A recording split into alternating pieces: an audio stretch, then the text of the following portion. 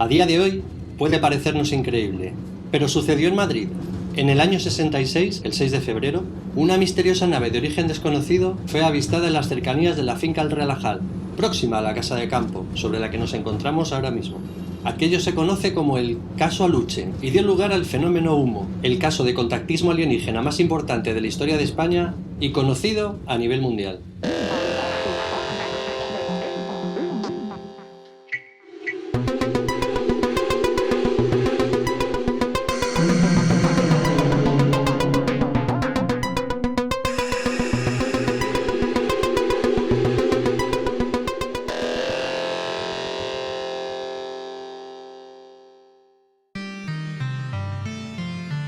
...1966... El 6 de febrero la nave observada llevaba un extraño símbolo en su panza, símbolo del gobierno del planeta Humo, que serviría para identificarles en otras apariciones.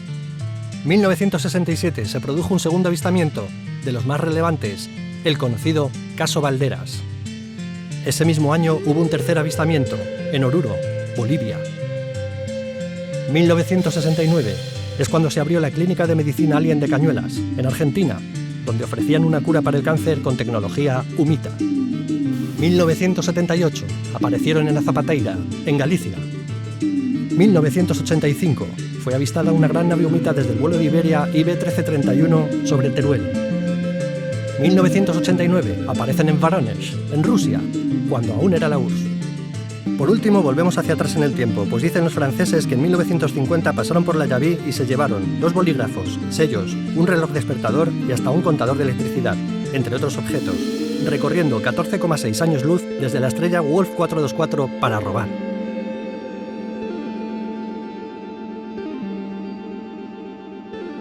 Las naves humitas, vistas por todo el planeta, eran reconocibles por ir marcadas todas con un símbolo, el distintivo del gobierno de Humo, ahora sujeto de pleitos de propiedad intelectual, pero coincidente con el de una sociedad secreta italiana del siglo XIX, con una letra del alfabeto ruso, con el símbolo químico del uranio y con la runa Hagal, la runa madre, la del 666, número misteriosamente conectado con la fecha de la primera aparición en Aluche.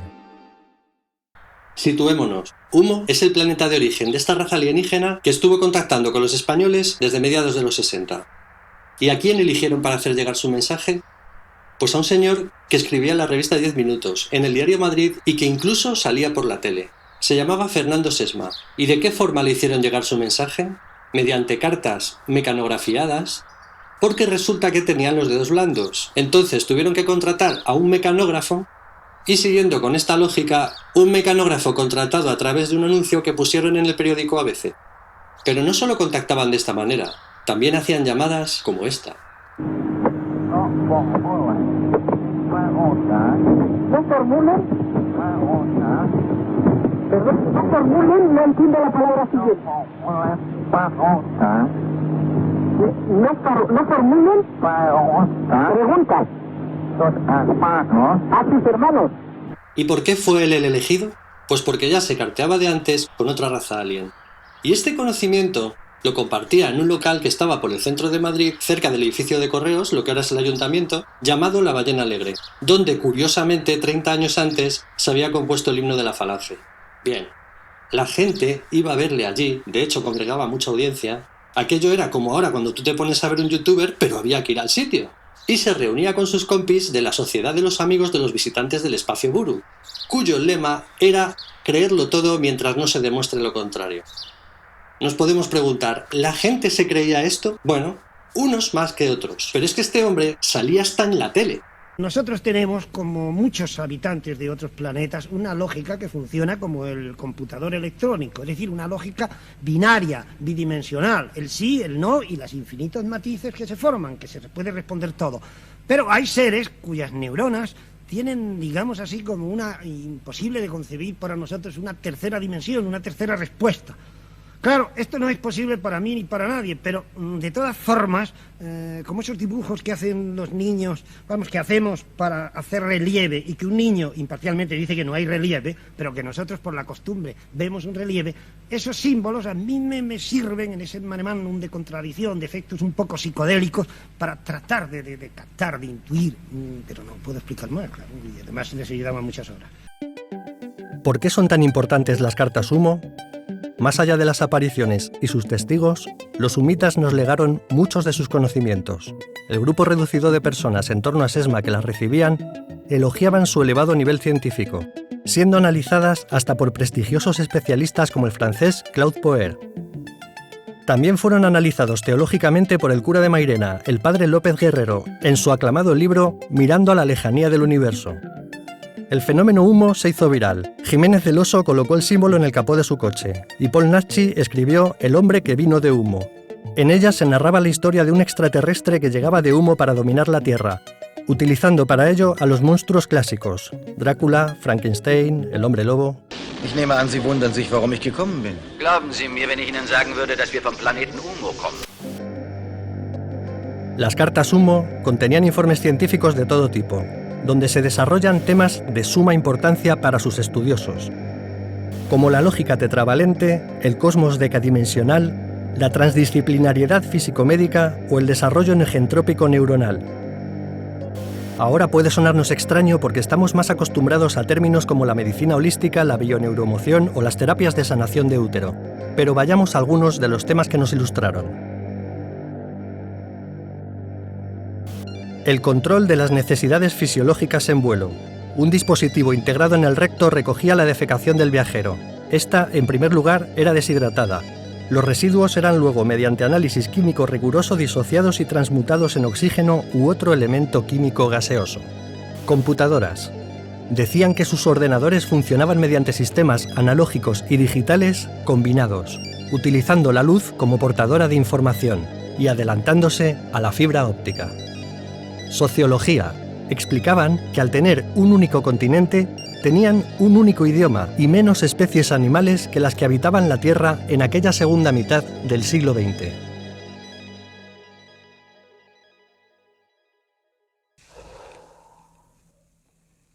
¿Habremos estado inmersos en un proceso de humoformación de la Tierra? ¿Estarían así ellos detrás de esta extinción de especies que ha habido desde el primer avistamiento? ¿Planean invadirnos?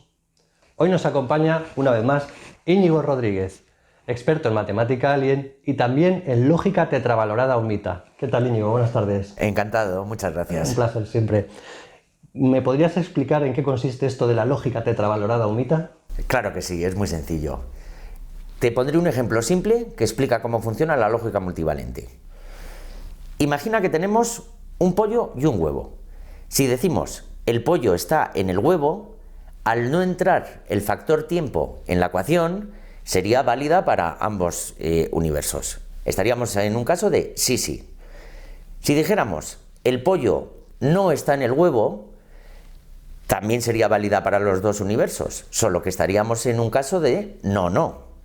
Sin embargo, si decimos el pollo entra en el huevo, estaríamos en un caso de sí, no, pero en el otro universo el pollo saldría del huevo, con lo cual estaríamos hablando de un no sí. De esta forma, la lógica del no, no, no sí, sí, no, sí, sí, tendría toda su coherencia. Deslumbrante explicación, Íñigo, pero cuando hablas de ambos universos, ¿a qué te refieres? Vale, según la teoría humita, nuestro universo sería doble. Habría un universo gemelo opuesto enantimórficamente. Es decir, sus orientaciones serían inversas, opuestas, y también serían opuestas sus flechas de tiempo. También según la teoría humita, en el otro universo se concentraría la antimateria, lo cual daría total explicación al par materia-antimateria. Pues me parece de lo más normal, Íñigo. Muchas gracias por habernos explicado estos conocimientos tan importantes para los estudiosos de la ciencia humita. Un placer. Hay una peculiaridad que señalaba José Antonio Alés, famoso presentador radiofónico y muy conocido por sus alertas ovni. Y es que los humitas nos lanzaban un mensaje de incredulidad. De hecho, en sus cartas solían decir siempre esta frase: no nos crean.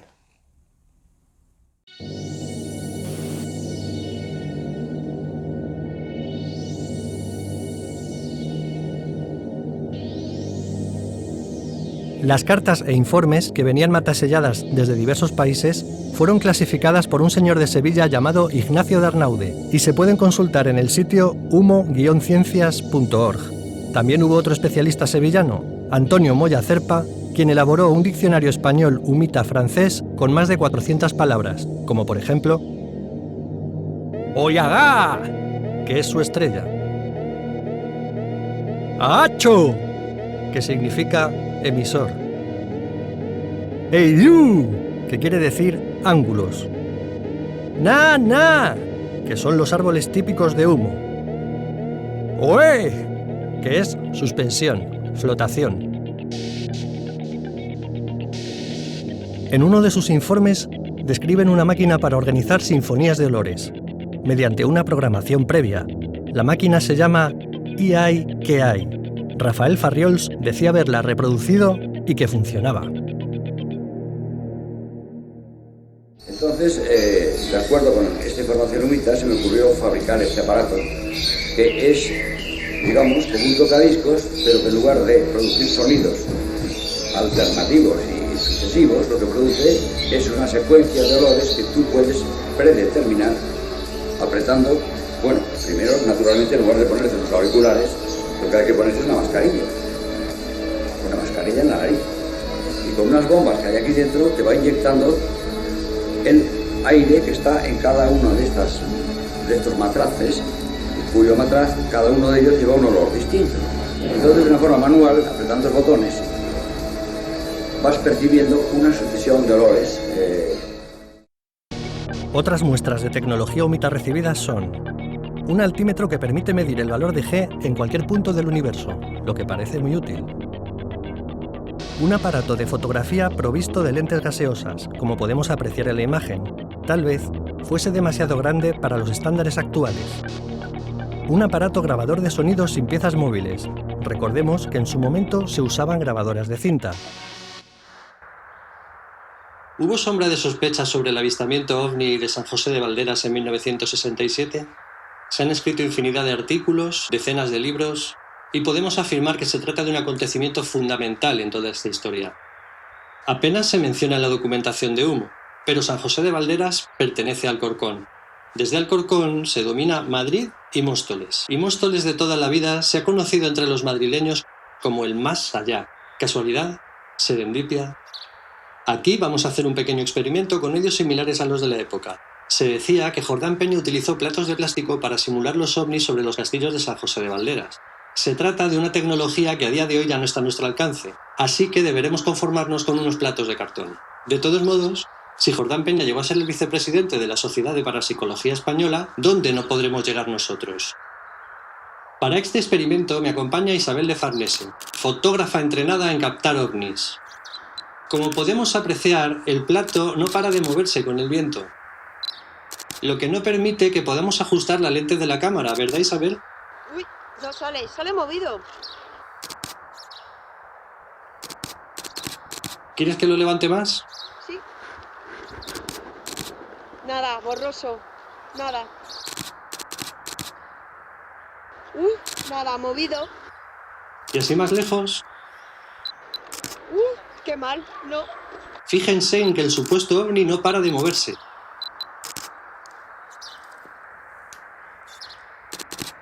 No hay manera de que el objeto volante no identificado se esté quieto. Y así no se pueden hacer buenas fotos.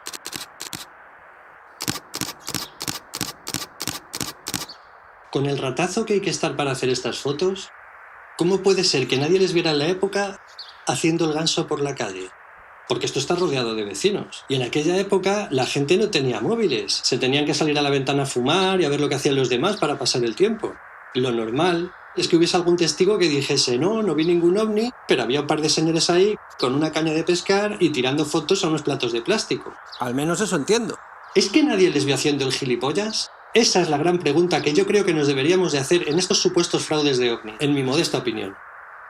Como se puede apreciar a simple vista en las fotos originales, el caso Valderas es de capital importancia, puesto que Antonio Rivera sacó junto a Rafael Farriols el libro Un caso perfecto en 1969, y fue un pelotazo, lo que hizo que escribir un libro sobre humo se haya convertido en un must, en una obligación para todo tipo de investigadores. Entre publicaciones de investigadores Alguna que otra aparición ovni y congresos sobre humo nos plantamos en el año 1985, cuando fue avistada una gran nave humita desde el vuelo de Iberia IB-1331 sobre Teruel. En un espléndido día de verano, era el mes de julio del año 85, a las 2 de la tarde aproximadamente, en el tramo estábamos ya en la posición de Calamocha, sobre Calamocha, en la provincia de Teruel, y empezamos a avistar un pequeño objeto enfrente del avión, lejano, del tamaño de una pequeña lenteja, y creímos en principio que era un avión que venía en sentido contrario a nosotros. Bueno, aquello llegó un momento en que tomó el tamaño de un balón de fútbol. Ya se había hecho desmesuradamente grande y calculamos por el ángulo de elevación con que estaba y la altura que calculamos entre 25 y 30.000 metros, que podía tener el diámetro entre 3 y 4 aviones jumbo, del orden de 300 metros aproximadamente de diámetro. La bola compacta. No había ventanas, pero lo más llamativo, lo más posiblemente sobrecogedor fue que al pasar debajo, la esfera tenía una H abierta con un palo cruzado perpendicular a la línea horizontal del H, negro, brillante, definido, como si fueran unas compuertas retraídas o algún artilugio ubicado debajo de la esfera. Lo que acabamos de ver ahora podría parecernos un truco narcisista para ligar con las azafatas, pero agárrense a la silla, porque los humitas volvieron a aparecer en 1989 en Varonia. ¿Varonia? No, Voronezh. Voronezh. Estamos aquí con Ekaterina Eisenberg, investigadora paranormal y especialista en humo. Muchas gracias por venir, Ekaterina. Muchísimas gracias por la invitación, un placer. Un placer, de verdad. ¿Cómo describirías esta aparición de los humitas vista desde el lado ruso? Bueno, visto desde el lado ruso hay que ver un poquito más de cerca el suceso. En Voronezh lo que ha sucedido es una histeria de luces, una histeria, una oleada real de los ovnis. Estaban por todos los lados, los veía toda la gente comentaba lo de las luces, pero nada de humo. Qué raro, nada de humo hasta la llegada de los periodistas e investigadores desde Europa, desde España y desde Japón. ¿Podrías explicarnos qué letra del alfabeto ruso es el símbolo de humo? A lo mejor tiene que ver con lo que has dicho. La letra del alfabeto ruso es una letra cirílica, se llama Z, que es como una cosa así, con un palito en medio. O sea, lo extraño que ningún ruso realmente pondría una letra Z a un platillo volante. Y si en España se ve como un símbolo extraño, en Rusia es una letra común y corriente y una letra con la cual pues, la mayoría de palabras cutres empiezan. Las palabras cutres, o sea, como sí. si aquí ponemos una M. Sí. ¿No te parece un poco desconcertante que apareciesen en Bolivia en el año 67 descritos como de 1,10 m y además yendo a atacar ganado, pero sin embargo en Rusia vuelven a ser los humitas de siempre, altos, rubios, de ojos azules? Opino que puede que fueran mutantes, al aparecerse en distintas regiones, que estén buscando ser semejantes a aquellos que les van a ver, en principio creo que para no asustarles. Bueno, pues entonces, retomando el caso Voronezh, ¿qué es lo que vemos? Vemos a un montón de chavales que ven un avistamiento en un parque jugando un partido de fútbol y sí que se asustan, ¿no? Porque ven a un ser de 3 metros de alto y otro ser bajito bajarse de una nave y el ser bajito parecía un robot. Eso también es para mimetizarse con el entorno. Bueno, nosotros tenemos robots. Yo veo un robot y me parece comprensible. Sí, pues también posiblemente, pero bueno, en este caso diríamos que los humitas mutan de 3 metros a una cosa robótica. Algo así como nos pasa a los humanos. Más o menos. ¿Crees que tuvieron algo que ver con la desintegración de la URSS? Hombre, por supuesto que sí, vinieron desde humo y lo han desintegrado completamente, han dado dinero a Gorbachev, han dicho, termina con esto. Y se acabó. Y se acabó. Me comentabas antes que había presencia militar cerca de este caso, ¿verdad? Correcto, a unos escasos kilómetros de Voronezh había una base militar experimental del Ejército del Aire. interesante, porque resulta que en Madrid, entre Lucha y Cuatro Vientos, lo que siempre hubo en campamento, que por algo se llamaba campamento aquello, eran bases militares también, de los zapadores ferroviarios, de los de radio, había tanques, había de todo. Ahora está desmantelado, pero fijaros cómo coincide con lo de Rusia. La verdad es que todo esto que hemos estado hablando resulta bastante inquietante. Muchísimas gracias, Ekaterina, por haber venido hasta aquí para ayudarnos a entender un poco mejor este caso de aparición UMNO. Gracias, de verdad. Muchísimas gracias, Miguel. Un placer. Nada podía hacer sospechar, tras pasar por casi 3 décadas de gloria, el ocaso de humo en España al llegar los años 90. Se dice que fue algo impulsado por la proliferación de sectas organizadas en torno al culto humita, como la tristemente famosa Edelweiss de Eddie González, líder de la secta Legionario y Pederasta, o la sadomasoquista Piropos, liderada por Jordán Peña, quien fuera el primer fotógrafo de las naves Humo. Hizo carrera en el mundo del misterio a lo largo de todos estos años, hasta terminar confesando, cuando ya se encontraba mayor y enfermo, que podía haber sido todo un experimento social suyo, como cuando metes la pata en un grupo de Facebook. Quienes lo pusieron en tela de juicio, los menos al principio, atacaron la veracidad de las pruebas, cuestionaron a los testigos diciendo que se conocían de antes del avistamiento. Además, atacaban los informes Humo diciendo que se trataba de publicaciones científicas del extranjero, que no había dado tiempo de que llegasen a España. Siguiendo este hilo lógico, llegaban a decir que se trataba de un experimento sociológico de la CIA, que jugaba con la sociedad española para ver cómo reaccionábamos ante un descubrimiento como este. Y eso sí, dieron credibilidad a la confesión de Jordán Peña de los años 90, en la que decía que todo había sido un invento suyo, un fraude. Lo que no quita para que se hubiesen pasado durante 30 años vendiendo revistas, publicando libros, decenas de libros, rellenando miles de horas de programas de radio y televisión a vueltas con este asunto. Incluso Rivera también confesó haber adornado un poco sus libros por las presiones de la editorial, y aún así le siguen reconociendo como padre de la ufología española. Tampoco faltó el salseo. En el libro El hombre que susurraba a los humitas se dedican 3 páginas, de la 180 a la 182, para dejar en evidencia a Enrique de Vicente por haber creído que tenía unas fotos de un humita, el tal Day 98, pero en realidad había sido objeto de una broma por parte de Ignacio de Arnaude, el que clasificó las cartas. Experimentos sociales, bromas. Después de 30 años exprimiendo el fenómeno Humo en España, se dio por finiquitado, como si fuera un fraude. Pero, paralelamente, tuvo un resurgir en Francia, porque en 1991 se tradujo al francés el libro de Antonio Rivera, El misterio de Humo. Junto a este libro también salió una publicación francesa de un tal Jean-Pierre Petit, titulado Enquête sur les extraterrestres qui sont déjà parmi nous. Por si esto no fuera suficiente, se abrió el portal web humosciences.org, donde se subieron los informes Humo traducidos al francés, creciendo aún más el interés por este tema en aquel público. Como los humitas son una raza inteligente, decidieron que era el momento para ponerse en contacto con nuestros vecinos galos, y para ello, adaptándose a los tiempos, abrieron varias cuentas de Twitter. En 2012 apareció la cuenta de Twitter Oaxiboo6, dada por auténtica desde los grupos especializados en las cartas clásicas. Cuando parecía que terminaba lo de Humo, surge el experimento Twitter. Confirmando su hábil estrategia de autodescrédito, proporcionaron nuevos datos sobre su planeta. Matizaron la preponderancia masculina en su sociedad, en el tuit clasificado como OT95 de Oomo Toa, donde se explica que el Yie, la mujer, se somete enteramente a su esposo, señalando que las tendencias masoquistas de la hembra en Humo son más acusadas que las de la Tierra. Desde la cuenta de Oaxiboo6 dieron explicación a por qué en Humo velan para evitar las prácticas masturbatorias infantiles y así evitar que esto afecte a la función telepática. En la cuenta de Oyagaa Ayuyisaa confirmaron la intervención extraterrestre en casos de mutilaciones de ganado, el caso Vargina o el episodio Roswell. Podría sonar todo muy loco o muy lógico, según cómo estés de metido, pero de esta cuenta vino una advertencia profética. En mayo de 2015 anunciaron el hundimiento de la economía global entre 2019 y 2022. Guerra civil mundializada.